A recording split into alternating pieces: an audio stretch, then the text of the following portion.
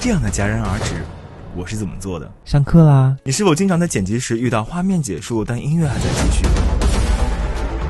直接剪断肯定不行，渐入渐出又达不到效果。恭喜你又刷到了我。今天我们分享戛然而止。一，把音乐剪断，比如刚才的音乐，在一个画面有打击的地方把它剪断，把后面的删掉。二，加一个尾音，这里我给一个关键词，就是 impact。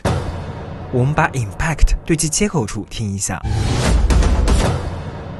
好像有种有气无力的感觉。别着急，我们继续。三，加一个打击音效，这里我选择用关门声，就是我们把关门声放在打击点，神奇的事情要发生了，注意听。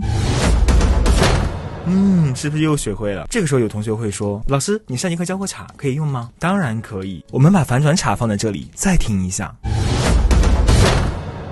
是不是更丝滑了？好了，今天的分享就到这里了，关注我，教你视频的真干货。